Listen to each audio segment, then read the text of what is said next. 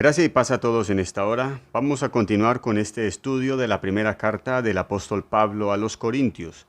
Hoy vamos a continuar con el capítulo 5, versículo 7 hasta el 13. Y vamos a mirar esta sección con el tema dos cualidades importantes del cristiano. Vamos a hacer lectura inicialmente de la palabra del Señor y no antes invitarlo para que se suscriba a nuestro canal y así también comparta estas enseñanzas y que la palabra del Señor corra y sea glorificada. Vamos a hacer lectura de la palabra del Señor. Limpiaos pues de la vieja levadura, para que seáis nueva masa, sin levadura como sois. Porque nuestra Pascua, que es Cristo, ya fue sacrificada por nosotros. Así que celebremos la fiesta, no con la vieja levadura, ni con la levadura de malicia y de maldad, sino con panes sin levadura, de sinceridad y de verdad. Os he escrito por carta que no os juntéis con los fornicarios, no absolutamente con los fornicarios de este mundo, o con los avaros, o con los ladrones, o con los idólatras, pues en tal caso os sería necesario salir del mundo. Más bien os escribí que no os juntéis con ninguno que, llamándose hermano, fuere fornicario, o avaro, o idólatra, o maldiciente, o borracho, o ladrón. Con el tal ni aun comáis. Porque, ¿qué razón tendría yo para juzgar a los que están fuera? ¿No juzgáis vosotros a los que están dentro? Porque a los que están fuera, Dios juzgará. Quitad, pues, a ese perverso de entre vosotros. Dos cualidades importantes del cristiano.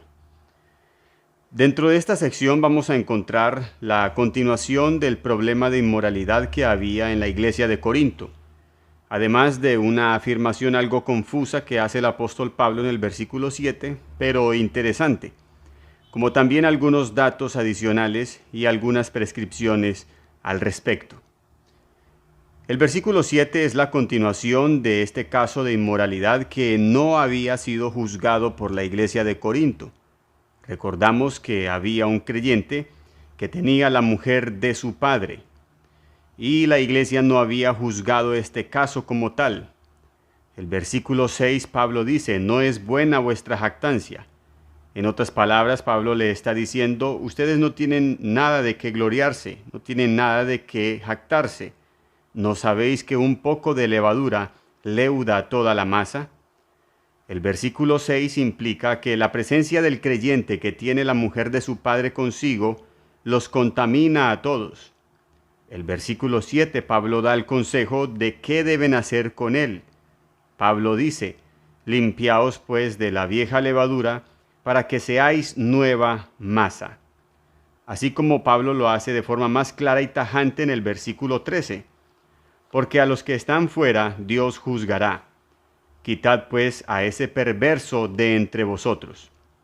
Así que Pablo aconseja lo que se debe hacer con este creyente, la expulsión de la iglesia de este creyente que tiene la mujer de su padre, puesto que al no ser juzgado este caso, que la iglesia tenía conocimiento de él, estaba contaminando a toda la iglesia, y lo que Pablo está buscando aquí inmediatamente es la santificación de la iglesia. Por eso sugiere, aconseja y prescribe a la iglesia de que se limpien de esa vieja levadura para que sean nueva masa. Antes de mirar la afirmación, algo confusa pero interesante, vamos a considerar algunos datos adicionales. Por ejemplo, el versículo 9, Pablo dice, os he escrito por carta que no os juntéis con los fornicarios. Este verso nos muestra que Pablo escribió 3 cartas a los Corintios. Os he escrito por carta. Quiere decir que Pablo ya había escrito una carta anterior a esta de primera a los Corintios.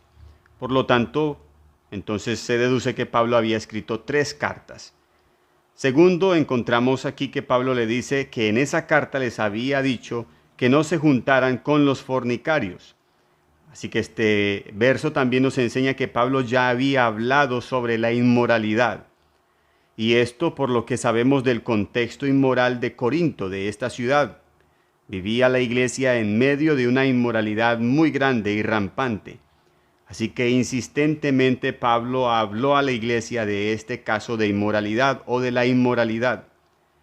Y entendemos que en ese versículo 9, en esa primera carta que Pablo les había mandado, probablemente Pablo les había dado consejos para prevenir la inmoralidad que estaba allí circundante en esta iglesia. Pero también vemos en este versículo 9 que ya Pablo está dando no solo consejos, sino ya reprensiones sobre qué hacer con ese caso de inmoralidad que había en la iglesia. En estos versos vemos que esa carta había sido tergiversada, pero además no obedecida. El versículo 10 y 11, Pablo dice: no absolutamente con los fornicarios de este mundo, o con los avaros, o con los ladrones, o con los idólatras, pues en tal caso sería necesario salir del mundo. El versículo 11, Pablo aclara: más bien os escribí que no os juntéis con ninguno que, llamándose hermano, fuere fornicario, avaro, o idólatra, o maldiciente, o borracho, o ladrón. Con el tal ni aún comáis. Así que Pablo en estos dos versículos aclara la aparente confusión. Al parecer ellos habían entendido que no debían juntarse con ningún fornicario, avaro, ladrón, idólatra, así fuera del mundo, así fuera de afuera de la iglesia. Pero no solo habían malentendido esto, sino que tampoco lo estaban poniendo en práctica, puesto que sí estaban permitiendo dentro de la iglesia uno como tal, y no habían juzgado ese caso. Así que la iglesia se estaba contradiciendo en esto. En el versículo 11 está la aclaración y la prescripción o mandamiento, lo que se debe evitar con estas cosas o en estas cosas. Ahora, esto tiene un procedimiento que se debe hacer, lo cual compartimos en el estudio anterior, pero nos referimos a lo que dice Mateo 18, 15 al 20. No es que si algún creyente cae en un pecado, inmediatamente se va a expulsar de la iglesia. Esto debe tener un procedimiento. Y a grandes rasgos lo que dice Mateo 18, 15 al 20, que si tienes algo contra algún hermano, entonces se debe llamar a ese hermano a solas. Luego se debe llamar a ese hermano con 2 testigos en caso de que no obedezca. Y si no ocurre nada de arrepentimiento, entonces se debe llamar a este hermano juntamente con la iglesia para tratar este caso. Y si el creyente no procede a un arrepentimiento, entonces dice la palabra: tenle por gentil y publicano, que en otras palabras es una expulsión de la iglesia de este creyente. Ahora, vamos a mirar algo confuso pero interesante en esta sección, y lo encontramos en el versículo 7. Pablo dice: limpiaos pues de la vieja levadura, para que seáis nueva masa, sin levadura como sois, porque nuestra Pascua, que es Cristo, ya fue sacrificada por nosotros. La santificación no solo es personal, sino también congregacional, como iglesia. Esto es lo que Pablo está buscando en este versículo 7. La expulsión de aquel creyente era limpiarse de la vieja levadura. Por eso Pablo les dice a ellos: limpiaos pues de la vieja levadura, para que seáis nueva masa. Pero la confusión que encontramos es lo que Pablo dice luego: sin levadura como sois. Esto es lo confuso. Podríamos preguntar: ¿son o no son nueva masa? Ya que Pablo dice: limpiaos de la vieja levadura para que seáis nueva masa. Es el propósito.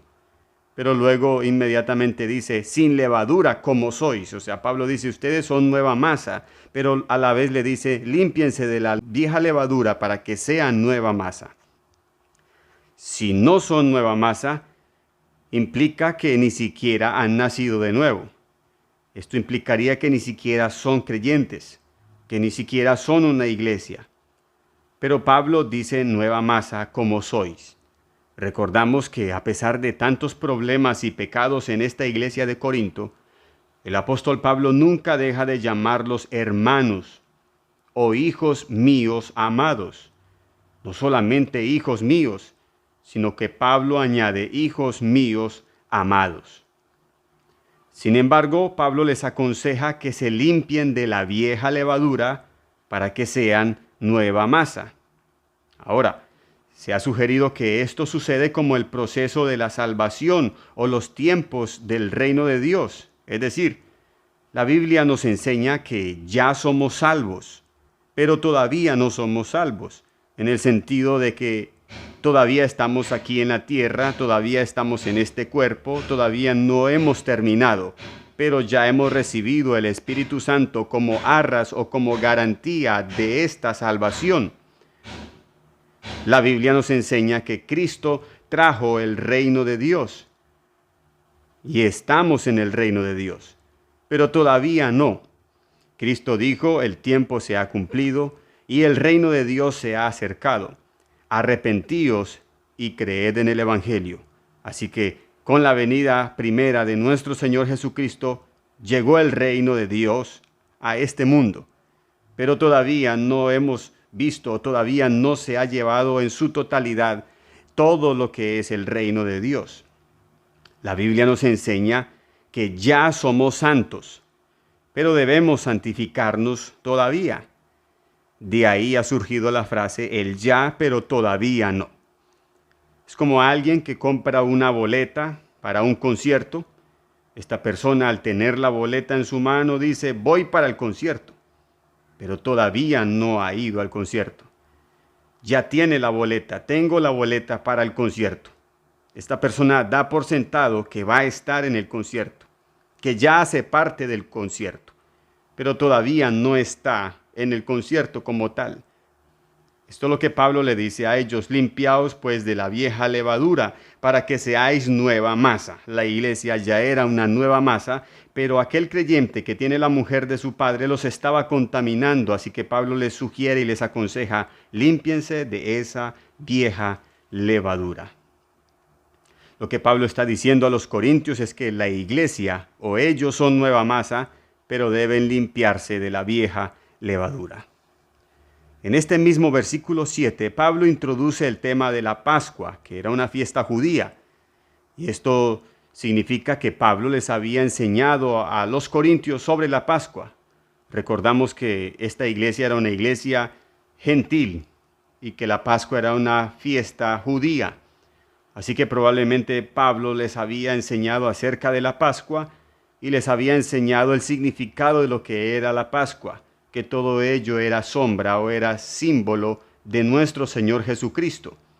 La Pascua fue allí instituida en el momento cuando el pueblo de Israel salió de Egipto y Dios dio unas normas o unas leyes de qué se debía hacer. Y se debía matar un cordero por familia y luego comer panes sin levadura con hierbas amargas. Y todo esto representaba a Cristo, el sacrificio de la obra de Cristo. Como dijo Juan el Bautista, he aquí el Cordero de Dios que quita el pecado del mundo. Cristo es nuestra Pascua perfecta, que fue sacrificado una sola vez para siempre, para remisión de nuestros pecados. No como la Pascua que celebraban los judíos, que cada año tenían que sacrificar animales y matar todos estos animales año tras año para alcanzar el perdón de sus pecados. Cristo fue ofrecido una sola vez para siempre para el perdón de nuestros pecados, una sola vez para siempre. Por eso Pablo les dice, nuestra Pascua, que es Cristo, ya fue sacrificada por nosotros, y esto lo da por sentado de que la iglesia entiende esto, que comprende que Cristo es nuestra Pascua. Por eso el versículo 8, Pablo concluye diciendo, así que celebremos la fiesta, no con la vieja levadura, ni con la levadura de malicia y de maldad. En el mismo momento de la Pascua, después de haber sacrificado el cordero, inmediatamente se hacían panes sin levadura, para recordar el éxodo de Egipto, lo que hacía memoria de cómo ellos apresuradamente habían salido de Egipto y lo único que pudieron llevar fue panes sin levadura para comer en el camino. Y todo esto era un recordatorio y un memorial de lo que había sucedido en ese momento. Y Pablo le dice a ellos, así que celebremos la fiesta no con la vieja levadura, ni con levadura de malicia y de maldad, sino con panes sin levadura. Y allí Pablo introduce las dos cualidades importantes del cristiano. Así que Pablo dice, la fiesta ya empezó. Cristo ya fue sacrificado por nosotros. Ahora debemos tener una disposición de pureza y santidad personal y congregacional. Y esto no significa perfección, pero sí es muy importante, estas dos cualidades que vemos en el versículo 8 para la comunión con nuestro Señor Jesucristo, que es sinceridad y verdad. El Señor, más allá de exigir a su pueblo perfección, lo que exige es sinceridad. Y en este contexto de esta carta, la iglesia de Corinto no estaba siendo sincera. Ellos, según no habían entendido lo que Pablo había dicho de que no se juntaran con los fornicarios, y lo habían llevado al extremo de no juntarse ni siquiera con los fornicarios de afuera, pero a la vez estaban juntándose con uno dentro de la iglesia que estaba en fornicación, en inmoralidad sexual, con la mujer de su padre. Entonces había una contradicción allí, y no era que ellos no entendieran lo que estaba sucediendo, simplemente ellos, en palabras vulgares, estaban haciendo los locos. Ellos sí sabían, pero no estaban siendo sinceros. Y lo que Pablo aquí sugiere es sinceridad. No perfección, sino sinceridad. Que podamos ser honestos con Dios, que podamos ser transparentes con Dios, que podamos entender que Dios conoce nuestros pensamientos sin aún tenerlos en nuestra mente, que podamos siempre saber que Dios conoce las palabras que hay en nuestra boca sin siquiera hablarlas, que para el Señor lo mismo es el día que la noche, que nada puede esconderse de su presencia, que no hay lugar que nos pueda esconder de Dios, que estamos desnudos delante de Dios y que conforme a esa conciencia nosotros podamos vivir con sinceridad, abiertos delante de Dios y en verdad. Más que saber y conocer muchas cosas profundas de la Biblia, quizás teología sistemática, hermenéutica, homilética y muchas otras cosas que nos inquieten y que quisiéramos conocer más, lo que más hace llamado Pablo aquí a esta iglesia y a nosotros es a que seamos sinceros y veraces. Mire, en el capítulo 7, la iglesia había escrito a Pablo por algunos problemas, quizás teológicos, pudiéramos llamarlo así. Dice, en cuanto a las cosas de que me escribisteis, bueno le sería al hombre no tocar mujer. La iglesia había escrito a Pablo una serie de preguntas sobre temas específicos, pero este problema de este caso de inmoralidad que había dentro de la iglesia no le había manifestado esto a Pablo. Pablo se enteró por los de Cloé que informaron este pecado a la iglesia o al apóstol Pablo. Así que lo que más se requiere no es un conocimiento de cosas escatológicas o teología sistemática, sino que podamos ser sinceros y veraces delante de Dios. Dos cualidades importantes del cristiano. Bien, no siendo más, hasta aquí hemos llegado en este estudio del capítulo 5. Que el Señor les continúe bendiciendo y gracias por su atención.